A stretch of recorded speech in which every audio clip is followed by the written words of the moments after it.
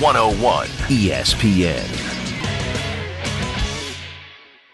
And right now, though, John Mozeliak, Cardinals GM, still with us and agreed to do a second segment, which we appreciate. John, are you happy with your pitching staff going forward? Do you think that are there any concerns that you think you may have to address, or do you kind of like it as is right now?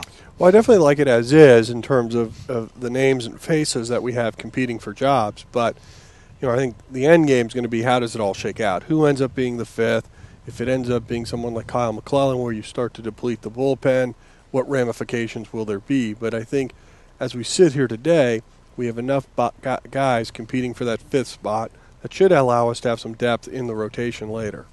That was actually what I wanted to ask you, was how, with that fifth starting spot, is it just all right, those guys are out there, may the best man win, or do you take those ramifications into play here? Because, like you said, if you take Kyle McClellan out, that fills creates a big hole in the bullpen here. Is it just may the best man win, or do you also have to take those other things into consideration? No, I think the equation has to count all those variables. There's no doubt about it that by filling one, if you create a larger void somewhere else, is it worth it? So there's a risk-reward in all those decisions as you go through it. But, right now, early on, day 5, we're going to let these guys get some innings, challenge them, and then ultimately allow that to help make our decision.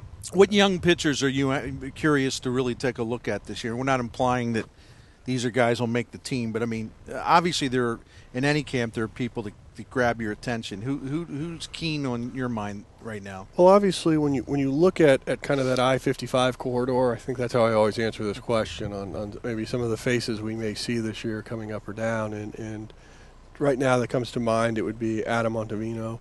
Would be a guy that might be getting some looksies here at the big league level should we need a start or two.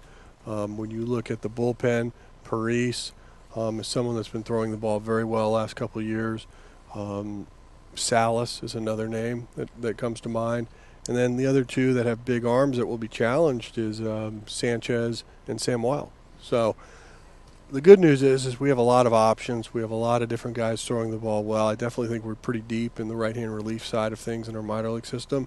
Ultimately, we're going to have to churn a few starters out of that system, and someone like Lynn, who's getting his first major league camp exposure, I think that's great for him and puts us in the mind frame that he's going to get to AAA eventually. Cardinals general manager John Mozeliak joining us on the Bernie Show on 101 ESPN.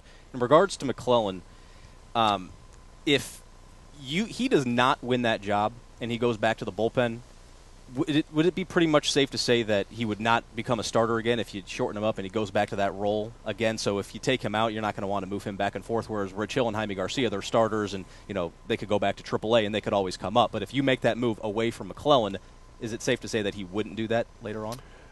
That's probably a fair assumption. I don't think you ever want to close the door on anything in this game because you always want to stay as flexible as you can. And the great thing for Kyle McClellan is how great a shape he showed up in. I mean, he really committed himself to an off-season program. He realizes that will benefit him, whether it is as a starter or as a reliever. But the good news is where he's at. And, he looks very strong right now. Now, if he does go into the rotation, someone will obviously have to take his spot as, one of the main setup guys in the pen.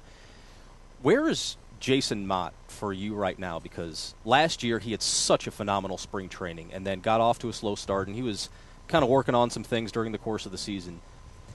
Is it safe to say that, he really has to show some progress this year because, you kind of made the decision to trade away Chris Perez last year and keep Mott, where, okay, now you need to start seeing the progress with the secondary pitches. Is that safe to say?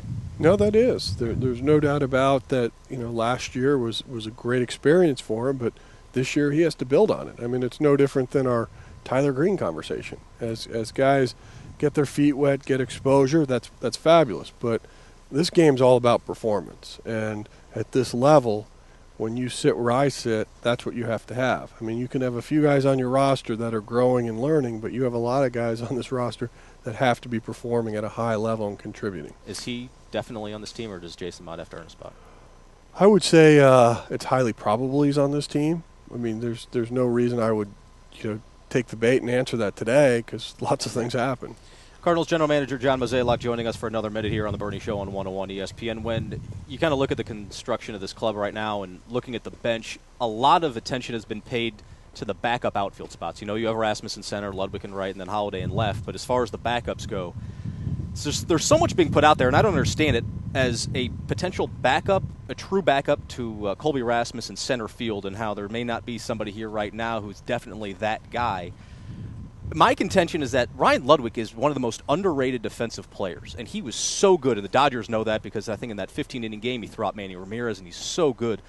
On days that Rasmus does get breaks, could he be that person? Do you need a true backup center fielder, or how are you going to go about putting together the backup outfield? Well, I agree with you. I mean, I definitely think Luddy could go over there for a day or two and be just fine. And I also think John Jay can play it about as well as anybody. So I feel internally we do have some answers.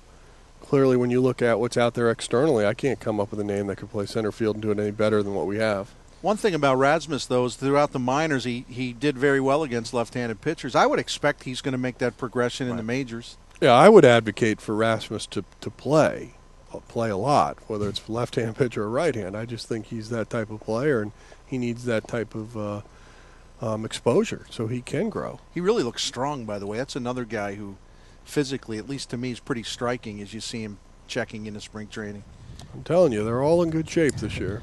I know you don't make up the lineup card, but is he more of a middle-of-the-order power guy to you or a top-of-the-order? Not necessarily. I mean, when you look at who's in the middle of our order right now, it's tough to have someone top that. When you consider having Pujols, Holiday, and Ludwig, it's tough to break those three. So where Tony uses them, I think will be just fine. And obviously having that bat in the 2-hole or the 6-hole is still pretty exciting.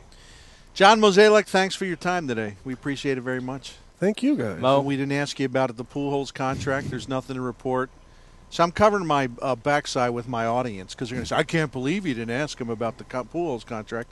Well, because there's nothing to report. And also well, you had beat me up earlier on so many things, so we just didn't have enough time. Your position on making a trade is that you're going to wait and see what needs to be addressed, if anything. That's correct. So why ask you a question where I already know the answer? Perfect. Who are the Rams going to draft number 1 overall?